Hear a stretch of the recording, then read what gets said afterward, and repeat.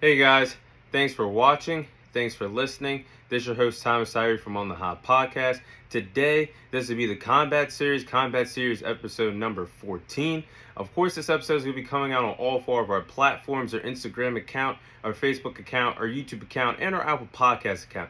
So let's go ahead and dive into the first segment of the Combat Series episode 14. I'll be sharing my thoughts on Sean Strickland defeating Israel Adesanya at UFC 293 last Saturday night. So Sean Strickland went ahead and stepped foot in the octagon last Saturday night on a pay-per-view stage at UFC 293, scoring the biggest victory of his career and scoring one of the biggest upsets in MMA history, defeating Israel Adesanya by decision to become the new middleweight champion of the UFC division. And I still can't believe, 6 days removed from this fight, I still cannot believe that Sean Strickland beat Israel Adesanya. Israel Adesanya, one of the best middleweight champions of all time, one of the best middleweight fighters of all time. Sean Strickland went in there and took care of business, dissected, dismantled, dominated Israel Adesanya from the start of the fight all the way to the end of the fight. And honestly, I really believe that Sean Strickland, the way how the fight played out, especially in the first round, how he had him pinned up on the cage, if he just had an extra 30 seconds, Sean Strickland would have won this fight in the first round, defeating the great Israel Adesanya, and would have won that fight by knockout in the first round to become the middleweight champion. And he did it, and he hung in there with the best middleweight in the world, dominating him from the start of the fight all the way to the end of the fight for 5 championship rounds to become the new middleweight champion UFC. Remarkable performance. I cannot remember something that something that was a fairy tale ending, not like this. I understand there's big upsets in the UFC that happen all the time. But when you have an underdog dominate one of the greatest to ever do it in the UFC from start to finish, that is something historic. And that is something that Sean Strickland pulled out when he defeated Israel Adesanya last Saturday night to become the new middleweight champion in the UFC. And I talked about it last week on the Combat Series. I said Israel Adesanya will find a way to knock out Sean Strickland eventually. This fight was tailor-made for Israel Adesanya to defeat Sean Strickland because he was, let's face it, he is the better overall fighter. He has the better footwork. He has the better intangibles, a better repertoire in his toolbox than Sean Strickland. He should have took Sean Strickland to school, and it was vice versa.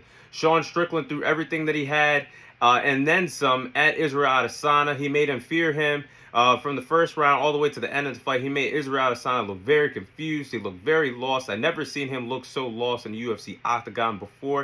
And I feel like Israel Adesanya really started to feel the power and was intimidated by Sean Strickland's power throughout that fight after the first round.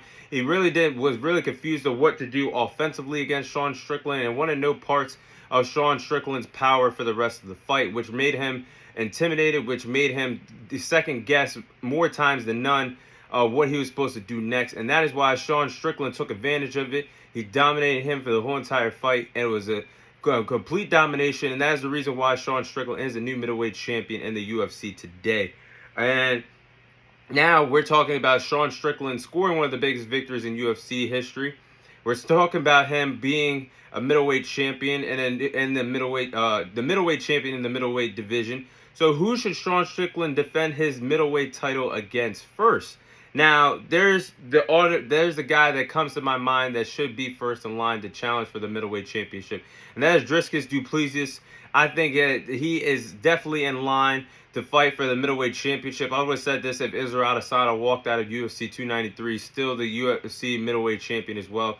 I think that Dricus Du Plessis is the man that deserves to be next in line for the middleweight championship fight. It's well-deserved title shot. He's been the number one contender for the middleweight division, for the middleweight title for quite some time now, for the last few months, especially having that great performance in May that really put himself on the map and put the whole entire middleweight division on notice.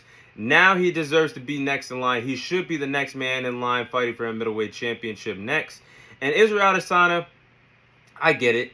The money aspect is for Dana White and them to capitalize on this and create a quick rematch with it by the end of the year between Israel Adesanya and Sean Strickland for the middleweight championship. So this potentially turned into a trilogy. In my opinion, I think that Israel Adesanya should not pursue a championship fight. I think that he needs to take time off to watch how the division plays out before he decides to get himself involved back in the championship mix. Due to the fact that he handled the loss in a very weird way, Israel Adesanya was partying after the loss. He was taking shots like he won the fight. If I got dismantled and dominated by an underdog, I'm one of the greatest middleweights to ever do it, one of the greatest middleweight champions of all time. I am not showing myself partying. I am not showing myself taking shots. I am not shining off that black eye that an underdog that had no business beating me in 5 championship rounds should be. I should not be doing these things because that is not who I am. That is not the character I pursue. That is not the guy that I am today in the sport. And Israel Adesanya, after I've seen that, I think he needs time off. And I think Dana White knows that this was a different Israel Adesanya that stepped foot in that ring in the UFC octagon at 293. This is not somebody that is used to being dismantled and dominated, only suffering his 3rd career loss in his MMA career thus far. So those are my thoughts on the Israel Adesanya versus Sean Strickland. That is my fight summary on that fight at UFC 293. And Dricus Du Plessis should be in line to fight Sean Strickland next for the middleweight championship inside the UFC world.